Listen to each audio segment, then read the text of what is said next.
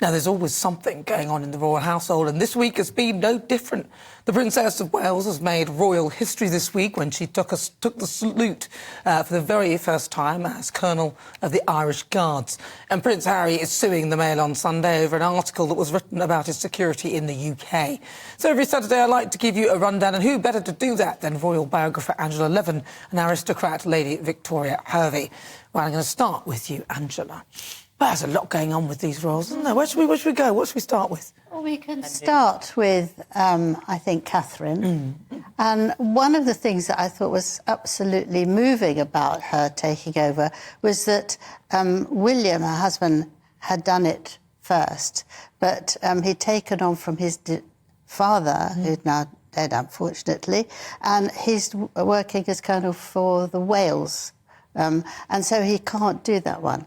But the way he passed it over, the way he looked at her, what she dressed like was absolutely stunning, I thought.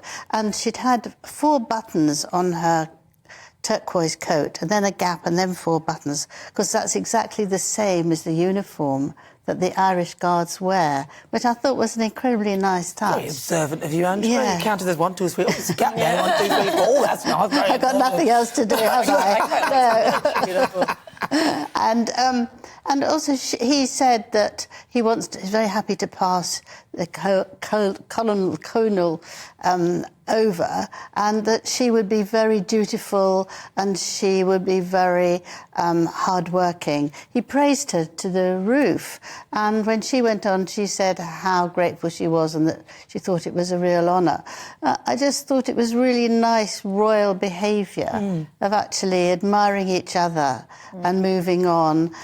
But when it came to drinking Guinness, because yesterday was St Patrick's Day, he couldn't finish the pint, but I think she did quite well. Oh, did she do better than him? I don't know if she did better, but he certainly didn't want to do it all. And they made a joke about him, but I thought probably he's got several other things to do. But they were all sitting around chatting and eating, and it just seemed extremely relaxed. And I thought, well, that's really nice. We can all be very pleased about that. Yeah, I can imagine saying, oh, I passed it over, love.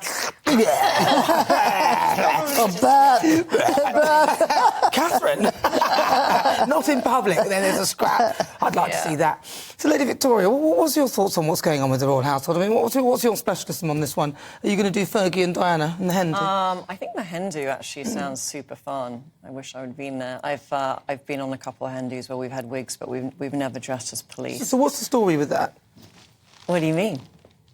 Dressing up as police. My experience. No. The story was that they wanted to celebrate Fergie's wedding to Prince Andrew, and they decided they'd do this. So they put their grey wigs on and they went to a club dressed as policemen. And the people working there said, I'm sorry, we don't give police drinks here. People who come here come for fun.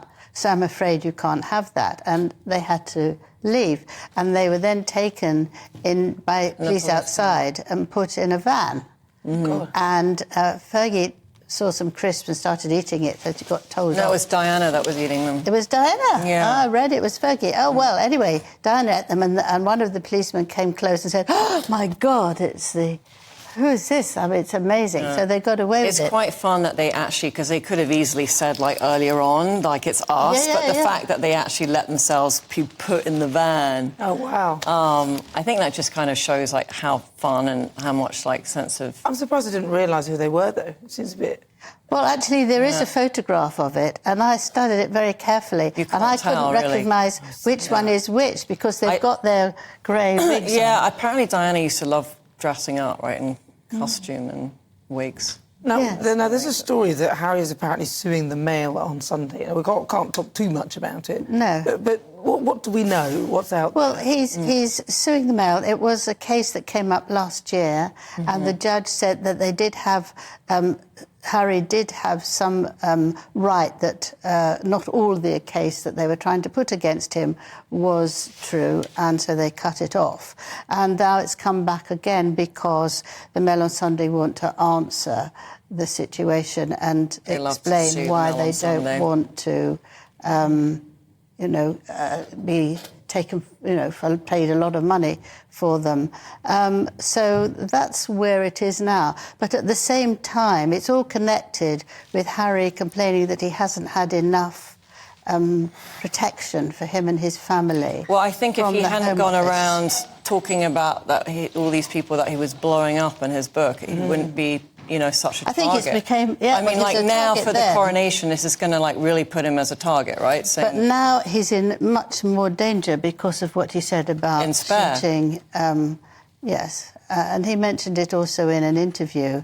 So it's very, very difficult. But he's suing the Home Office as well, and he didn't like that the Mayor had heard about it and was making comments about it. I just feel like, whatever he does, he wants to sue for, every little thing that's out there. I mean, in a way, though, at least he is one of the royal family that actually does stand up for himself. Do you know what I mean? Because a lot of them won't do that. So, in a way, I kind of respect that, but he needs to, not be such a brat about everything. I think it's a tragic way of trying to be powerful. No.